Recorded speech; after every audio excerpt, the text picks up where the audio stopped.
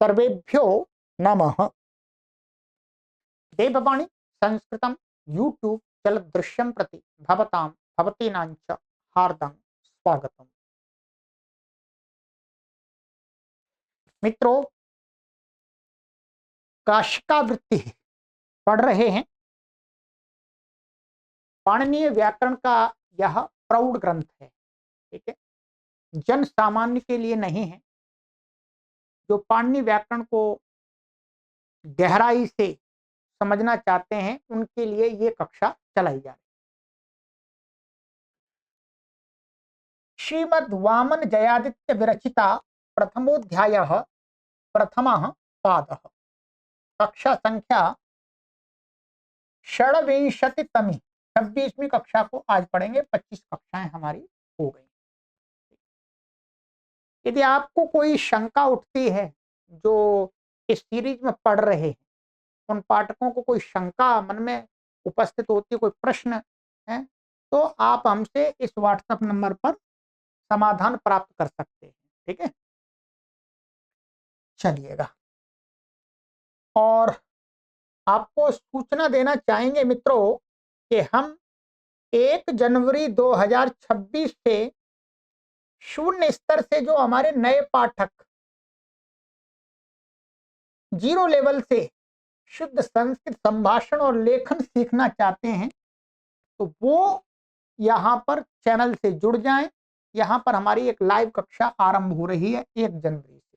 ठीक है, ये अवसर है, इसमें हजारों की संख्या में लोग भाग ले रहे हैं। इसके लिए आप यहाँ व्हाट्सएप पर संपर्क करके हमसे व्हाट्सएप समूह में जुड़ जाएं, चैनल को सब्सक्राइब कर लें। ठीक है, लाइव होगी यहीं पर। आपको 2 महीने में हम, यदि कोई भी संस्कृत भाषा बिल्कुल भी नहीं जानते हैं, उनको बोलना और लिखना सामान्य रूप से सिखा देंगे। ठीक है, ये पुस्तक पढ़ाई जाएगी, प्रारंभिक रचनानुवाद कौमुदी। लेखक इस पुस्तक के डॉक्टर कपिल देव द्विवेदी जी हैं।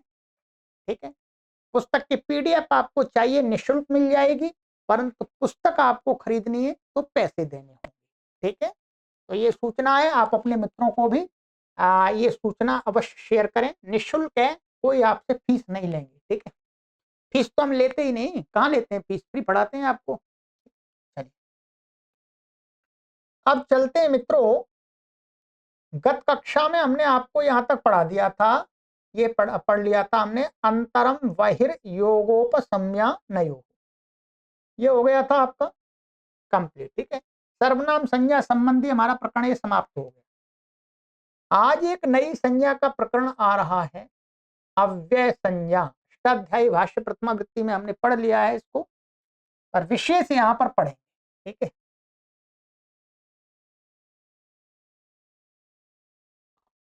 सूत्र है स्वरादि निपातम अव्ययम। स्वरादीनि शब्द रूपाणी निपाताश्चाव्यय संज्ञानि भवन्ति। स्वरादि शब्द रूप हैं, जो स्वरादि गण हैं यहाँ बताएंगे आपको, और निपात, जिनकी निपात संज्ञा की है। निपात अर्थात अष्टाध्यायी भाषा, अष्टाध्यायी में प्राग्रीश्वरान निपाता से लेकर के विभाषा क्रिय है, 57वें सूत्र से लेकर के 96वें सूत्र तक लगभग वो संख्या है, वह निपात संज्ञा की है। तो वो सारे निपात, उनकी क्या हो जाती है, अव्यय संज्ञा। ठीक है, चलिएगा। अब यहाँ पर एक विशेष बात ये बता देते हैं कि जो यहाँ पर जो अव्यय संज्ञा है, ये इतनी बड़ी संज्ञा क्यों रखी महर्षि पाणिनि ने।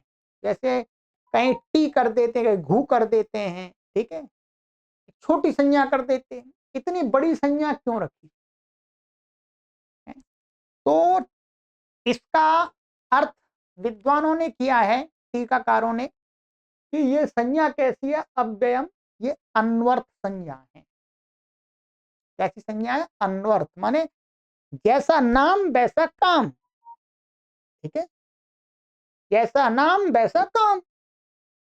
ये जिसका नाम रखा जा रहा है वैसे ही वास्तव में वो शब्द भी है। अच्छा, नाम कैसा रखा जा रहा है, अव्यय। अव्यय, अव्यय का अर्थ क्या है, अव्यय का अर्थ है मोटा तो ये करते हैं न व्यय अव्यय, माने जो व्यय नहीं कर, जहां वो न व्यय न होना, व्यय न होना, जिन शब्दों से व्यय न होना, किसका व्यय नहीं होना, कहते हैं प्रत्ययों का व्यय नहीं होना। अब प्रत्यय अधिक खर्च नहीं करने, जैसे राम शब्द है उसमें हम विभक्तियां लाते हैं, वचनों के प्रत्यय लाते हैं, तो वो प्रत्ययों को समाप्त करता है। तो वास्तव में इसका जो व्युत्पत्ति की है, इसकी व्युत्पत्ति ये की है कि वे न व्येति इति अव्ययम।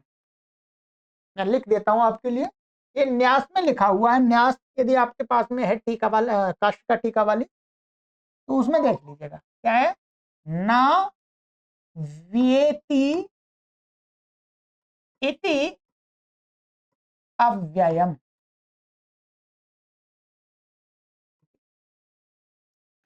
अर्थात व्येति, व्येति का अर्थ है विकार, मान विकारम एति, व्येति मान विकारम एति, विकार माने विविधत्वम एति। जो शब्द रूप विविध रूप को माने भिन्न भिन्न रूप को प्राप्त नहीं होता है, उन शब्दों का नाम है अव्यय। ठीक है, ये क्या है, विपूर्वक, क्या है, विपूर्वक इण गतौ धातु से एरच से अच प्रत्यय हुआ है, एरच से अच, ठीक है, अच प्रत्यय हुआ है, और यहां पर फिर बाद में ये यहां पर गुण हो जाएगा, अयादेश हो जाएगा, ये कोई अणची लग जाएगा, ये बन जाएगा व्यय। फिर यहां नहीं के साथ में उसका समास हो जाएगा, तो बन जाएगा अव्ययम। ठीक है जी, क्या बन जाएगा, अव्यय। इसका अर्थ यह हुआ कि जो शब्द रूप, जो शब्द हैं जो भिन्न भिन्न रूप को प्राप्त नहीं होते, जैसे राम शब्द है, राम का हम प्रयोग करते हैं संस्कृत भाषा के अंदर, तो क्या कभी राम प्रयोग करते हैं, कभी रामाभ्याम करते हैं, कहीं राम ही करते हैं, कभी रामेशु करते हैं, कभी रामे करते हैं, तो भिन्न भिन्न। तो उन शब्दों की नहीं, जो शब्द हमेशा एक रूप में ही प्रयोग होता है, उन शब्दों की संज्ञा है अव्यय संज्ञा। तो वही सारे शब्द यहां पर है। निपात क्या है, हमेशा एक ही रूप में प्रयोग होते हैं, जैसे छ है, छ, हम छ का हमेशा क्या है, ऐसा ही रूप प्रयोग करते हैं, ऐसा नहीं करते चाह चाऊ चाह, ऐसा नहीं करते। इसलिए ये विकार को प्राप्त नहीं होता है, हमेशा एक रूप में प्रयोग रहता है, इसलिए इसकी निपात संज्ञा, निपात है तो निपात होने से अव्यय संज्ञा हो जाती है। ठीक है, तो ये मैंने आपको बता दिया जो न्यास में लिखा हुआ है। ठीक है, तो इतनी बड़ी संज्ञा इसलिए की अन्वर्थ संज्ञा है ये। ठीक है, अब हमें देखना है स्वरादि गण। स्वरादि गण यहां पर दिया है काशिका के अंदर। ठीक है, यहां पर मैं इसको आपको जितना हो सकेगा उतना में जो शब्द यहाँ पर पड़े हुए हैं उनका अर्थ बताने का भी प्रयास करूंगा, क्योंकि आपको हर पुस्तक में तो नहीं मिलेगा ये अर्थ। ठीक है, अब देखिएगा, ये स्वरादि गण है। स्वरादि गण में, स्वरादि गण का मतलब क्या हुआ कि स्वर शब्द जिसके आदि में है, क्या है, स्वर शब्द जिसके आदि में, तो स्वर यहाँ पर आदि में है, स्वर। ठीक है, चलिएगा अब मैं, क्योंकि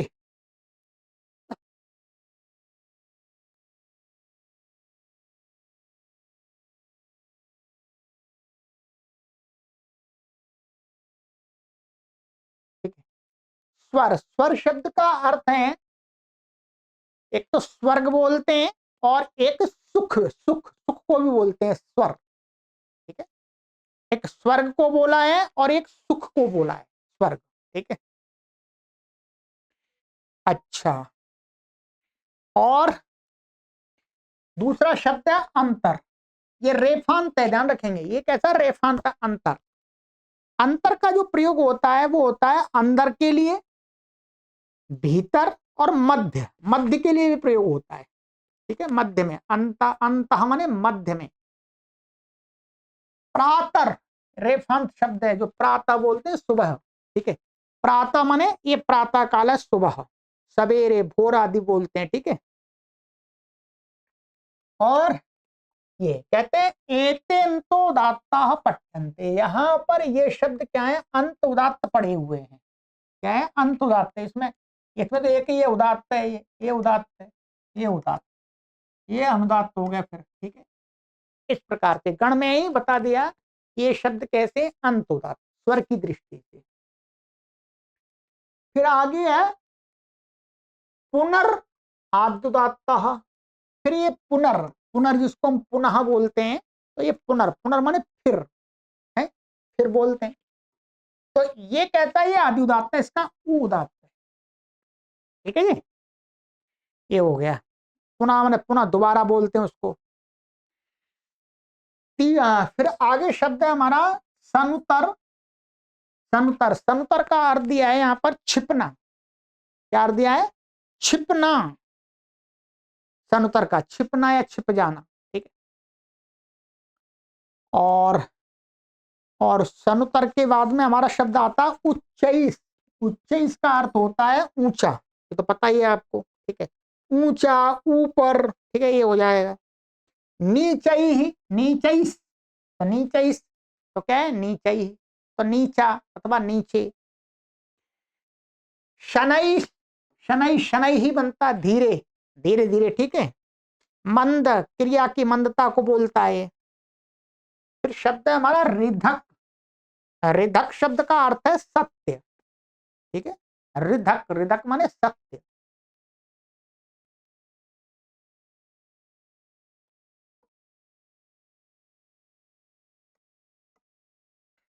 फिर है आरात। ठीक है, आरात शब्द है, अच्छा आरात का इसमें नहीं दिया इन्होंने। अच्छा, आरात का अर्थ होता है दूर तथा समीप, ये हमने विभक्ति प्रकरण में पढ़ाया था। आरात का अर्थ दूर भी होता है और पास भी होता है, ये दोनों अर्थों में प्रयोग होता है इसका। और रेते, रेते का अर्थ होता है बिना, विदाउट। युगपत, युगपत का अर्थ होता है एक साथ, पता ही होता आपको, एक साथ, एक काल में अथवा साथ साथ। ठीक है, और पृथक, पृथक का अर्थ होता है अलग। ये जो शब्द है एतेपि सनुतर प्रभृतयोन्तो दाता पठ्यन्ते, यहां से लेकर के यहां तक ये शब्द भी क्या है, अंत उदात्त पड़े गए, ये सभी अंत उदात्त। ठीक है, स्वर की दृष्टि से बता दिया, हर एक का स्वर नहीं बताएंगे, जिसका बताना वो बता रहे हैं। इसके आगे शब्द आ रहा है यस। यस, यस का या बनता है बीता हुआ कल जिसको बोलते हैं। श्वस माने श्वस का था स्व, स्व माने आगे आने वाला कल। दिवा, दिवा का अर्थ होता है दिन। ठीक है, दिन होता है या दिन में, ऐसा अर्थ होता है वास्तव। दिवा माने दिन में। ठीक है, रात्रौ, ये एक अलग ही है रात्रौ। रात्रौ, एक तो रात्रि का रात्रौ बनता, वो अलग है, ये अलग अव्यय है। तो रात्रौ माने रात्रि में। ठीक है, सायं, सायंकाल। ठीक है, सायं माने सायंकाल हो गया। या रात्रौ का अर्थ रात्रि में, दिवा का अर्थ है दिन में। ठीक है, ऐसा करेंगे। अच्छा, सायं, सायं का अर्थ तो सायंकाल है, मैं नहीं है, सायंकाल बस। चिरम, चिरम का अर्थ होता है देर तक, दीर्घ काल तक। मनाक, मनाक का अर्थ होता है थोड़ा सा, थोड़ा सा। ईशत, ईशत का अर्थ भी होता है थोड़ा सा। ठीक है, थोड़ा इसका भी अर्थ है। जोशम, जोशम का अर्थ है चुप। ठीक है, जोशम माने चुप। और तूष्णीम, तूष्णीम का अर्थ भी क्या है, चुप। ठीक, ये मकारांत दोनों है। बहिस, बहिस वो ये बहिस, बाहर। और बाहर या बाहर से, बाहर से ये भी अर्थ है। और है ये हमारा यहां दिया है आविस। ठीक, और ये दूसरी काशिका है, यहाँ पर अच्छा आविश एक अलग से दिया है और अवश्य भी दिया है। यहाँ दूसरी काशिकाओं में आविश आविश नहीं दिया, ठीक है। तो आविश का इन दूसरों में दिया नहीं है, सिद्धांत कौमुदी में भी नहीं दिया। अब आविश का अर्थ देखना पड़ेगा। अवश्य अवश्य का अर्थ दिया है इन्होंने बाहर अथवा नीचे, ठीक है, बाहर अथवा नीचे। अब इसका देखना पड़ेगा कहीं अब इसके लिए देखना पड़ेगा, आप भी थोड़ी मेहनत कीजिएगा। सभी शब्दों का तो नहीं बता सकता, इतना इसमें है उतना बता सकता हूं। अधस, अधस का माने नीचे, ठीक है। और समया, समया का अर्थ होता है समीप, निकट। निकषा, इसका भी वही अर्थ है, समीप, निकट। स्वयं, स्वयं का अर्थ है अपने आप या अपने से, ठीक है। मृषा, मृषा का अर्थ होता है, अच्छा कहीं पर लिखा हुआ है मृषा माने झूठ, ठीक है। और कहीं पर वृथा लिखा हुआ है, किसी में किसी पुस्तक में वृथा लिखा हुआ है, एक ही बात है। नक्तम, नक्तम माने रात। नहीं, नहीं क्या है, नहीं प्रतिषेध अर्थ में होता है, नहीं निषेध अर्थ में, ये वही नहीं है, ध्यान रखेंगे। जो हमने अभी अव्यय बनाया था वही वाला नहीं है, नहीं का अर्थ है निषेध अर्थ में, ठीक है। हेतु, हेतु, हेतु का अर्थ होता है निमित्त, ठीक है। और अद्धा, अद्धा का अर्थ होता है निश्चित अथवा साक्षात अथवा वस्तुतः अथवा अवधारण अथवा स्फुट, ये अर्थ हैं अद्धा के, ठीक है। इसी प्रकार से इद्धा, इद्धा का भी वही अर्थ है, प्रकाशित होना और प्रकट करना। सामी, सामी का अर्थ होता है आधा। घृणा इत्यादि अर्थ में सामी के शब्द का प्रयोग होता है, इन्होंने बताया है, ठीक है। सामी का अर्थ वैसे तो आधे के लिए अर्थ प्रयोग होता है। एतेपि यस प्रभृतयोन्तो दाता पठ्यन्ते, माने ये शब्द भी क्या है, यस माने यहां से लेकर के यहां तक, ये सभी शब्द क्या है, अंत उदात्त पढ़े गए हैं, स्वर की दृष्टि से अंत उदात्त है, ठीक है। ये चलिए, ये हो गया। आगे आगे बताते हैं वत, ये गण सूत्र है, ठीक है। क्या है, गण सूत्र है वत। वत इसका अर्थ है वदंतम अव्यय संयम भवती। वदंतम क्या है, वती प्रत्यय का वत है ये वास्तव में। वत प्रत्यांत शब्द जो प्रत्यय है ये, इसलिए ये न विधि तदंत से तदंत विधि लगेगी। तो वदंतम माने वत, वत प्रत्यांतम शब्दम अव्यय संयम भवती। जैसे ब्राह्मणवत, वती प्रत्यय हुआ, तेन तुल्यम क्रिया चेत वती तत्र तस्यैव हुआ था। ऐसे ही क्षत्रिय वत, तो ये अव्यय होगा, ये वत प्रत्यांत है, वती प्रत्यय। अब इससे जो सु आ दिया है उसका लुक हो गया। सन, सनात, सनत, तिरस, एत आद्युदात्ताः पठ्यन्ते, ये शब्द भी क्या है, ये आद्युदात्त पढ़े गए हैं, ठीक है। ब्राह्मणवत माने ब्राह्मण के समान है, अथवा ब्राह्मण वो अर्थ वही आएगा, तेन तुल्यम क्रिया चेदवती तत्र तस्य, जो अर्थ वहां आता वही अर्थ आएगा। यहां पर इनके अर्थ देखने पड़ेंगे, ठीक है। सना, सनत, सनात, ठीक है। कहीं पर क्या है, ये शब्द ऐसा दिया है, सन दिया है, तो सन नहीं है वास्तव में। तो इसका अर्थ, इन तीनों का अर्थ है नित्य। क्या है, नित्य मन हमेशा। ये जो मेरे पास में सिद्धांत कौमुदी है भट्टो जी दीक्षित जी की, उन्होंने इस शब्द को सना माना है। क्या माना है, यहाँ पर सन नहीं माना है, इसको सना माना है ऐसा। तो ये भी सना ऐसा भी कहीं प्रयोग दिखता होगा, इसलिए उन्होंने माना है। काशिकाकार ने नहीं माना है, तो दोनों प्रयोग हम मान लेंगे, कोई बात नहीं है। फिर है हमारा तिरस। तिरस का अर्थ होता है टेढ़ा मेढ़ा। क्या है? टेढ़ा मेढ़ा। एक आदि उदात्त पठ्यन्ते, ये सभी शब्द भी क्या है? आदि उदात्त हैं, ये तो बता दिया था आपको भी। अंतरा अयम अंतोदात्त, जो अंतरा शब्द है ये कैसा है? अंत उदात्त। कैसा है जी? अंत उदात्त।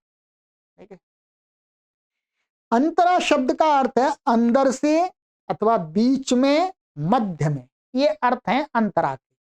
ठीक है। बिना, बिना अर्थ भी होता है अंतरा का, एक बिना अर्थ भी होता है और बीच में ये भी होता है, तो अंत उदात्त है अंतरा शब्द। अंतरेण, अच्छा ये भी ठीक है, चलिए पढ़। अंतरेण, अंतरेण का अर्थ है विना, वगैरह आदि है। ठीक है, अंतरेण का बिना ही होता है। ज्योक, ज्योक का अर्थ है लंबे समय तक। क्या है? लंबे समय तक, ये अर्थ दिया है ज्योक का। शीघ्र, अथवा शीघ्र भी दिया है, ज्योक माने शीघ्र, दीर्घ काल तक, दो दिए। कम शम, एक कम का अर्थ होता है सुख, जिसको बोलते हैं। कम शम माने दोनों ये क्या है? सुख के वाचक हैं। ये वास्तव में क्या वैदिक शब्द हैं, वेद में प्रयोग होने वाले हैं। ठीक है। और कम का एक अर्थ जल भी है, ध्यान रखेंगे, कम का अर्थ जल भी है। शम का सुख हो गया, आनंद, कल्याण, शांति, ये भी अर्थ है शम के। शम भवतु है, शन्नो देवीरविष्टय, बहुत प्रयोग होता है शम का। सना, यहाँ आ गया सना जी, ये सना एक यहाँ था, तो सना इन्होंने यह माना है, सिद्धांत कौमुदीकार ने पहले ही मान लिया था। तो सना, सना का अर्थ आपको बता दिया था हमने, सदा नित्य अर्थ है इसका। ठीक है, इसका भी। सहसा, सहसा का अर्थ है अचानक, बिना विचार, बिना विचारे, यकायक। विना, बिना का अर्थ बिना ही होता है। नाना, नाना का अर्थ होता है भिन्न, विविध प्रकार का। ठीक है। और अलावा भी अर्थ होता है इसका, वगैरह भी अर्थ होता है। स्वस्ति, स्वस्ति का अर्थ होता है कल्याण, मंगल, सुख, शांति। स्वधा, स्वधा का अर्थ होता है आपका पितरों को जल देते समय उच्चार्यमाण ये शब्द है, पितरों को जल देते हैं, तर्पण करते हैं, तब ये बोला जाता है। ठीक है, इन्होंने ये दिखाया है स्वधा।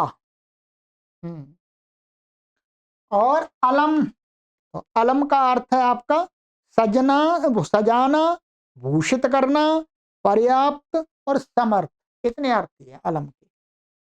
ठीक है। निषेध अर्थ में भी होता है, अलम माने बस मत, ये भी अर्थ होता है। वशट, वशट ये भी क्या है?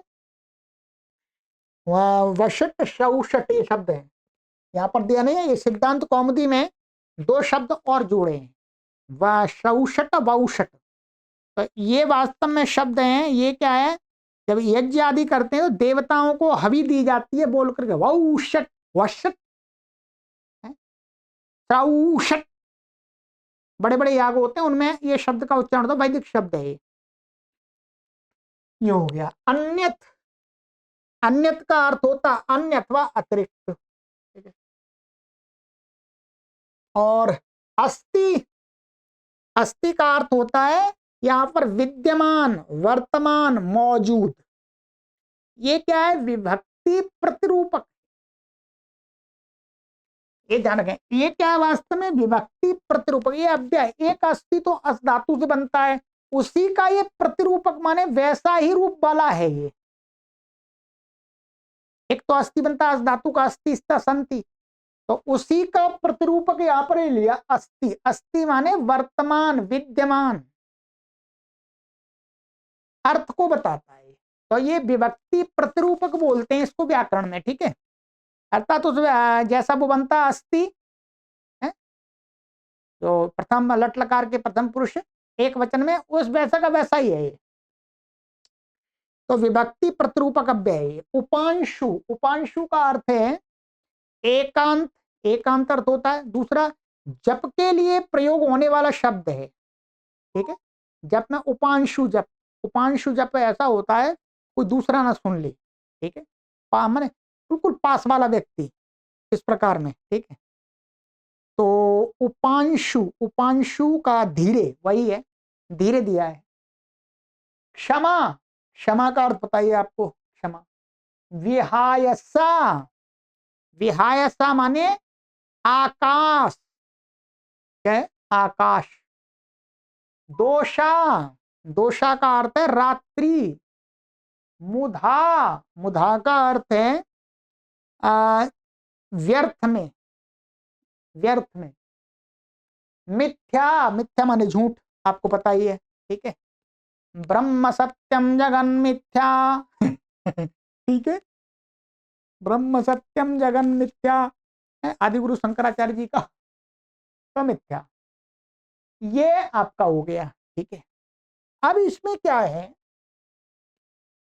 आगे ये गण सूत्र के रूप में जो आगे सूत्र आएंगे अष्टाध्यायी में, इसके आगे क्या आएगा, एक तो इसके आगे, इसके आगे जो ये वाला सूत्र है हमारा स्वरादि निपातम अव्ययम, ठीक है, इसके आगे वाला जो सूत्र है ये वाला, ये क्या है, तद्धितश्च सर्वविभक्ति कृन्मे जनता कृत्वातो सुनुक्तना अव्ययी भावश्च। ये चार सूत्र और हैं आगे, उन जो वो सूत्र काम करते हैं वो सूत्र का कुछ कुछ पार्ट लेकर के यहां पढ़ दिया है, इसी गण सूत्र भी बना दिया है। अष्टाध्यायी में तो है ही, परंतु यहां गण सूत्र में भी, माने स्वरादि गण में भी गण सूत्र बना करके पढ़ दिया है, ठीक है। कोई विशेष प्रयोजन नहीं है, ये जो गण सूत्र जो कार्य करता है वही कार्य वो भी करेगा जो आगे अष्टाध्यायी में सूत्र आ रहा है, ठीक है। तो कहते हैं कत्वा तो सुन का सुनः गण सूत्र है, ये तो सूत्र ही आएगा। तो यहां पर कहते हैं एक तो कत्वा प्रत्यय प्रत्यांत की, और तोसुन प्रत्यांत और कसुन प्रत्यांत शब्दों की भी क्या होती है, अव्यय संज्ञा। ये सिद्धियां हमने करा दी आपको, और बाकी वहां आएंगे भी उदाहरण, यहाँ गण सूत्र रूप में दिया, ठीक है। और कहते हैं देखिएगा, ये गण सूत्र ऐसा बना दिया, ये कृण में जनता का भाव है, इसमें क्या है, कृण में जनता, कृण मकारांत संध्यक्षरांत, कि जो मकारांत कृत प्रत्यय और संध्यक्षर, संध्यक्षर का अर्थ है एकारांत, कृण में जनता में क्या है, एकारांत तो ऐकारांत, आई चार है ना उसमें, ए जनता माने ए जनता, तो ए आई ओ औ ये चार वर्ण आ जाते हैं। तो कृत मकारांत प्रत्यांत शब्द और कृत एजंत प्रत्यांत शब्द, देखें उनकी भी जो कृण्मय जनता से करता है वो उसी को यहां पर कह दिया। तो संदक्षर है ना, ए संदक्षर है, आई संदक्षर है, ओ संदक्षर है, औ संदक्षर है, तो उनकी भी होती है। अव्ययी भावश्च, ये सूत्र ऐसा कैसा ही पड़ा हुआ है आगे, गण सूत्र में ही पढ़ दिया कि अव्ययी भाव की भी अव्यय संज्ञा होती है। और अब आगे बता रहे हैं, ठीक है।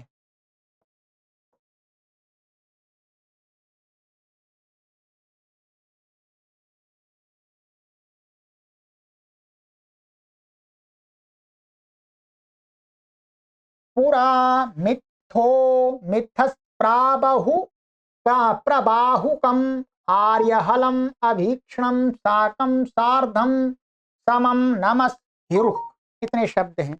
अब इनका अर्थ बता देता हूं मैं आपको, ठीक है। क्या है, पहला शब्द है पुरा, पुरा का अर्थ होता है प्राचीन, प्राचीन समय में, ठीक है। मिथा, मिथा का अर्थ होता है एकांत, ठीक है। और इसमें परस्पर भी होता है, मिथा का अर्थ परस्पर भी होता है और एकांत, में दोनों अर्थ दे दिए हैं, ठीक है। और अच्छा मिथो, मिथो का अर्थ दिया है एकांत, और मिथस का अर्थ दिया है परस्पर, इन्होंने, ठीक है। और इस वाली पुस्तक में इस वाले में एक ही शब्द लिया है, ठीक है। तो मिथो, मिथो का अर्थ है एकांत, मिथस का अर्थ है परस्पर। प्रवाहुकम माने उसी समय, उसी समय के अर्थ में। आर्य हलम, आर्य हलम का अर्थ दिया इन्होंने बलपूर्वक। अभीक्षणम, अभीक्षणम का अर्थ दिया है निरंतर, भीक्षणम और अभीक्षणम। साकम, सार्धम, समम, ये तो चार शब्द हैं, साथ अर्थ में इनका प्रयोग होता है, ठीक है। साथ ही अर्थ है साकम, सार्धम और समम, तीन शब्द हैं, तो साथ अर्थ में प्रयोग होता है। और नमस्, नमस्कार था नमस्कार। और हिरुक, हिरुक, हिरुक का अर्थ दिया है इन्होंने विना, क्या है, विना, ठीक है। तो ये हो गया, ये मैं आपको इसलिए बता रहा हूं क्योंकि अब मैं भाई अष्टाध्यायी में तो आपको हमने गण सूत्र के ये इतना कह दिया, स्वरादि गण होता है। अब जब शब्द पढ़ा ही रहा हूं तो मुझे जितना शब्दों का अर्थ मिल रहा है पुस्तकों में उपलब्ध उतना तो मैं आखिर बताऊं आपको, ठीक है। इसलिए विशेष कक्षा है, ध्यान रखेंगे, ठीक है। चलिएगा अब आगे, यही सूत्र तद्धितश्चा सर्वविभक्ति, उसी के भाव को ये सूत्र यहां पर गण सूत्र बना करके कह रहे हैं, ठीक। जैसे तसिलादि तद्धिता एधाच पर्यंत, तसिलादि पंचम्यास तसिल, सूत्र में पांचवें अध्याय तृतीय पाद में, वहां से कुछ माने एधाच, एधाच सूत्र है, ठीक है। ये मैं संख्या आपको बता देता हूं, अष्टाध्याय में खोल लीजिएगा, पांचवें अध्याय के तृतीय पाद को आप ओपन कीजिएगा, ठीक है। तो यहां पर ये दिया है पंचम्या तहसील, ये सातवां सूत्र है, 5 3 7। और जो ये ए धाच्य, ये पीछे दिया है, यहां पर ए धाच्य सूत्र है 46वां 46। वहां तक के जितने प्रत्यय हैं उन प्रत्यांत शब्दों की भी अव्यय संज्ञा होती है। यही बात वास्तव में आगे तद्धितश्चा सर्वविभक्ति ये सूत्र करेगा, परंतु यहां गणसूत्र भी पढ़ दिया स्पष्टता के लिए। और कहते हैं शस तसी, एक तो शस प्रत्यय है, ये शस प्रत्यय हमने चाहिए चौथे पाद का था, ये था बहुवल पार्था छस्कार कारका दन्य तरस्याम, 5 4 42 सूत्र में जो शस प्रत्यय है वो प्रत्यय माने उस प्रत्यांत शब्द की भी अव्यय संज्ञा होती है। और कहते हैं तसी, ये आगे वहीं आ रहा है, ठीक है। प्रतियोगे पंचम्यास तसी, ये तसी प्रत्यय, तो तसी प्रत्यांत शब्द की भी अव्यय संज्ञा होती है। तो ये बात वास्तव में आगे तद्धितश्च सर्वविभक्ति उसमें बताई गई है।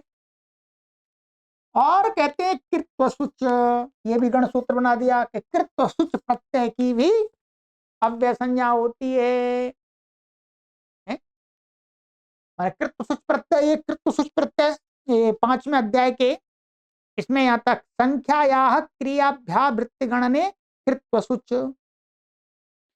5 4 17। इसी के आगे सुच प्रत्यय द्वित्रि चतुर्भ्य सुच, तो सुच प्रत्यय भी आ गया, ये सुच, तो उसकी उस प्रत्यांत की भी अव्यय संज्ञा होती है, प्रत्यांत शब्द की। आस थालऊ, ये आस प्रत्यय उणादि का है, क्या, आस प्रत्यय ये उणादि का है। उणादि में सूत्र है इण धातु से, आप देखेंगे वहां इण धातु से आस प्रत्यय किया है उणादि में, ठीक है। इसमें ये दिया है इण इण आसी माने इण आसी, ये सूत्र है उणादि का। इससे इण धातु से आसी प्रत्यय होकर के अयस बनता है, वो अयास, अयास, तो अयास माने आस प्रत्यांत शब्द जो उणादि का है उसकी भी अव्यय संज्ञा होती है। इसकी तो वास्तव में कही नहीं थी वहां तद्धितश्च सर्वविभक्ति में, तो नहीं कही इसकी, वो इसकी तद्धित संज्ञा नहीं है, परंतु यहां बता दिए थाल, तो थाल तो है ही वहां पर, ये आपका 5 ये नहीं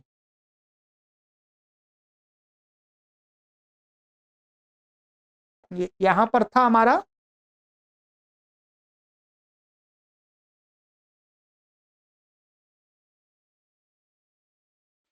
प्रत्न पूर्व विश्व मात्थल छंदसी, ये था हमारा इसमें प्रत्न पूर्व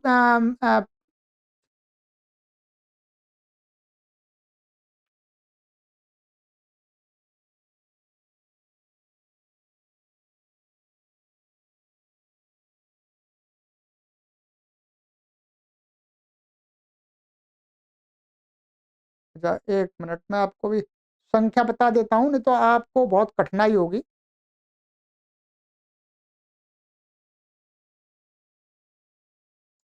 ये ओके,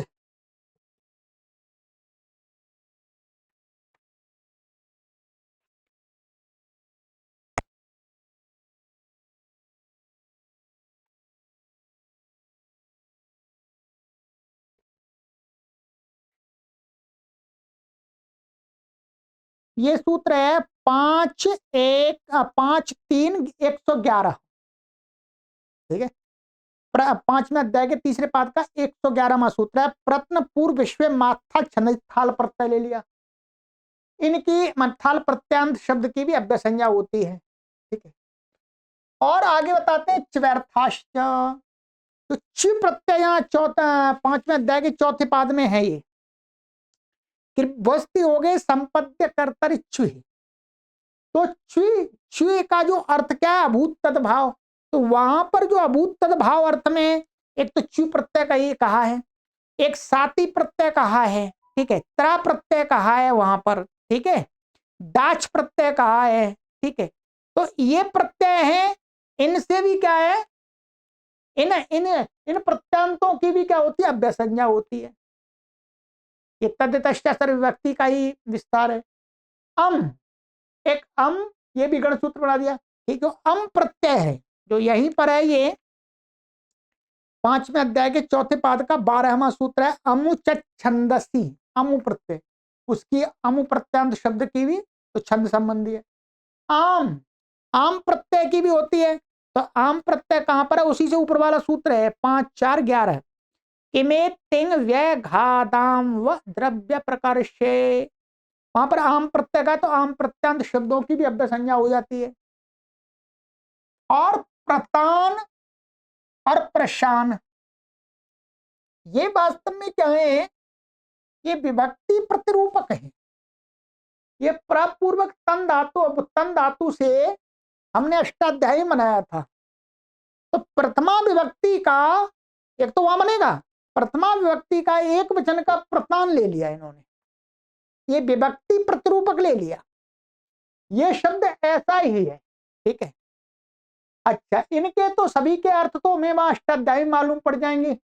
अब जो प्रतान शब्द लिया है इन्होंने यहां पर, ठीक है, प्रतान, प्रतान का मैं अर्थ बताता हूं। प्रतान का अर्थ है तुल्य। क्या है, प्रतान का अर्थ है तुल्य, ध्यान रखेंगे। और ये हो गया।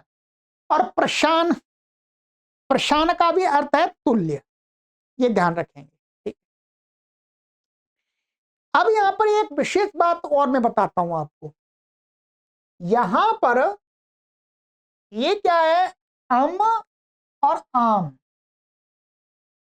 के विषय में जो भट्टोजी दीक्षित जी है, भट्टोजी दीक्षित जी ने क्या किया है, अम और आम इनको प्रत्यय नहीं लिया, उन्होंने अलग माना है इनको। ये अम का अर्थ किया है इन्होंने यहां पर शीघ्र। ये काशिका वृत्ति में तो वास्तव में टीकाकारों के अनुसार तो इसका ये प्रत्यय भी प्रत्यय है। ठीक है, परंतु अम, इन्होंने यहां पर सिद्धांत कौमुदीकार ने अम का अम ये शब्द लिया है। कोई आम भी आम शब्द है, हाँ अर्थ में होता है, स्वीकृति अर्थ में होता है आम माने हाँ। तो आम माने जी या हाँ। अब ये सिद्धांत कौमुदीकार का मत है, वो बता दिया, मेरे पास में है ये। ठीक है, तो इसमें इसका उल्लेख किया है, परंतु काशिकाकार को यहां पर ये प्रत्यय ही अभीष्ट माने इष्ट है। ठीक है, ये हो गया जी। स्वरादि ही, ये क्या हो गया, स्वरादि, स्वरादि हो। इसको यहां पर काशिकाकार ने तो नहीं कहा, परंतु इसको कैसा माना जाता, आकृति गण। क्या है, आकृति गण, ध्यान रखेंगे। इसको कहते हैं, ये स्वरादि गण कैसा है, आकृति गण। हाँ, आकृति गण का मतलब हो गया कि जिस प्रकार से बिना विभक्ति मान बिना सुप वाले ये शब्द प्रयोग होते हैं, इसी प्रकार से इसी की आकृति वाले, इसी के आकृति का अर्थ है बिना और भी कुछ और भी शब्द हो सकते हैं जो बिना सुप माने सु औ जस के प्रयोग होते होंगे, वो शब्द भी इसी गण में हमें मान लेने चाहिए। आकृति का अर्थ है जिनको हम आकृति गण मानते हैं ना, तो उस गण में जो शब्द जैसा पड़ा है, उसको जो काम का है वैसा ही काम किसी दूसरे शब्द को हमें प्रतीत होता है, तो उसको भी हम उस गण के शब्द, गण में जो पड़े हुए शब्द है उसी की आकृति के समान मान लेते हैं। बस आकृति का अर्थ ये है, ठीक है। तो आकृति गण इसको माना गया, इसका मतलब ये शब्द तो है, इसके अलावा आपको और भी इस प्रकार के मिल सकते हैं, ध्यान रखेंगे, ठीक है। ये हो गया। अब आइए, अब आगे पढ़ते हैं। यहां पर जो आकृति गण ये क्या है, ये भट्टोजी दीक्षित जी ने यहां पर ऐसा लिख दिया है स्पष्ट कि ये क्या है, आकृति गण। हाँ, यहाँ पे भट्टोजी दीक्षित जी ने जो व्याख्या की है ना, तो वहां पर ये लिख दिया है कि आकृति गणोयम, ये आकृति गण है, इसलिए मैंने बता दिया। वास्तव में इसको आकृति गण मानते हैं।